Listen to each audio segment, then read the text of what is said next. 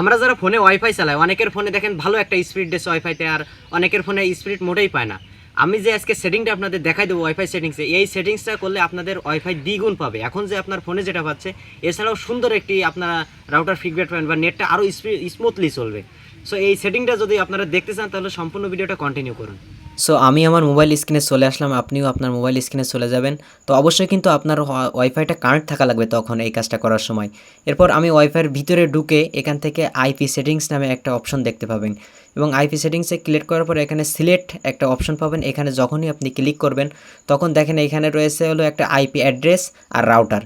এই দুইটা সেটিংসে আপনার পরিবর্তন করতে হবে, কারণ এই দুইটা সেটিংসে হচ্ছে আপনার আসল খেলা। তারপর আপনি গুগলে চলে আসবেন এবং টেকলাইন লিখে সার্চ করবেন, এবং প্রথমে আপনি এই ওয়েবসাইটটা পেয়ে যাবেন। ওয়েবসাইটটা পাওয়ার পরে এখানে আপনি ডাবল পি লিখে সার্চ করবেন, কারণ ওয়েবসাইটে এখানে আসার পরে আপনার একটা সার্চ অপশন থাকলে এটা লেখার পরে দেখেন এখানে রাউটার স্পিরিট নামক একটা অপশন চলে এসেছে। এরপর দেখেন নিচে কিছুই নেই, আপনি শুধু এতে রাউটার সিমোর এখানে ক্লিক করার পরে স্ক্রল করে নিচের দিকে যেতে থাকবেন। এরপর জাস্ট কিছু সময় আপনি এভাবে স্ক্রল করে যেতে যেতে দেখবেন যে এখান থেকে একটা রাউটার ওয়াইফাই স্পিরিট নামক একটা ইনফরমেশন অনলাইন পেয়ে যাবেন। তখন ওর পরে ক্লিক করার পরে সঙ্গে সঙ্গে আপনার চেক ডিএনএস স্পিরিট এখানে যখনই আপনি চাপ দেবেন তখনই আপনি সব কিছু ডিটেলস এখানে পেয়ে যাবেন, আপনার রাউটারে কত স্পিরিট দিচ্ছে বা না দিচ্ছে। এবং এখান থেকে আপনি সর্বপ্রথম যেটা আছে এটা কিন্তু আপনি কপি করে নেবেন।